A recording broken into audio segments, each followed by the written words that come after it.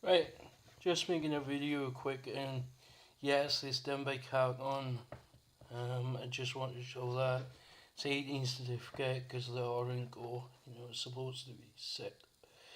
But yeah, here's the thing. I'm not against Angry Joe. I understand his videos and whatnot. He said 5 things that pissed us off as Resident Evil. Pissed off the fans. But here's my thought on Resident Evil 5, and I'm going to give my 5 things that I think that made Resident Evil 5 good. The DLC is pretty good. I mean, the DLC, yeah, it was kind of shame they knocked out extra Chris Redfield and Sheva costumes out of there, but the thing is, it wasn't too bad. The other thing I realised is that it looks upscaled to 1080p rather than 720. I don't know why. It just looks it. Um. So yeah, there's another. No, that's the fourth reason, by the way. The third reason I think Resident Evil 5 was good, and I'm sorry to rush into this, was that once you complete the game, you can unlock infinite ammo in the game.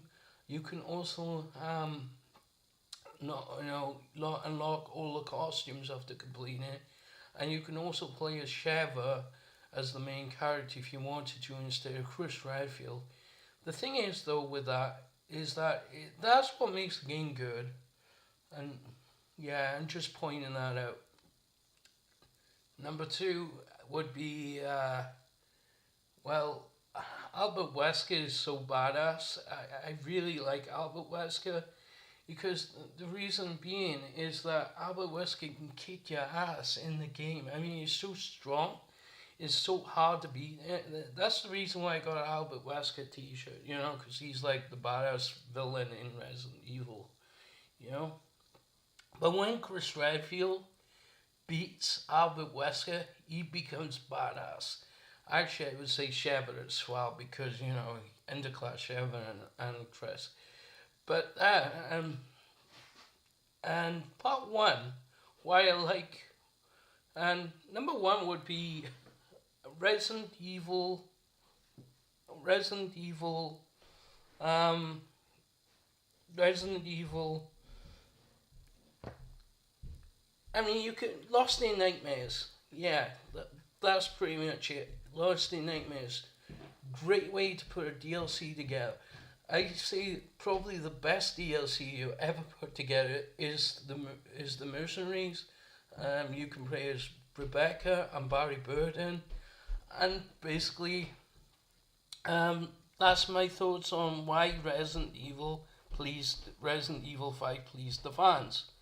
To me, anyway. Resident Evil, as you can see, there's extra content on there.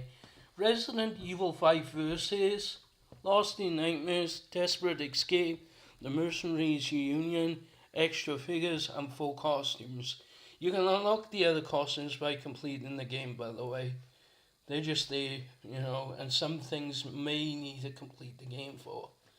So, yeah, I still think that I loved Resident Evil 5. Not as much as Resident Evil 4 in the terms of it, but I still love it. I don't think Resident Evil 4. I don't think it'll top Resident Evil 4. This put it that way. But I still love it in my own heart, I still respect this game. Resident Evil 2 is my all-time favourite. That will always have a place in my heart. But this game is pretty badass. I mean, Chris and Sheva become badass as soon as they beat Albert Wesker with rocket launchers. And yeah, it's the most badass scene. I mean, seriously. Albert Wesker is badass in himself, and that's what makes the game awesome. So, yeah, I just want to point out as well that I don't think they'll ever make another good. And there's Resident Evil 6.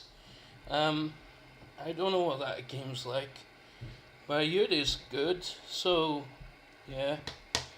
So, if you haven't got a chance to play that game, try to play this one first, because, you need to.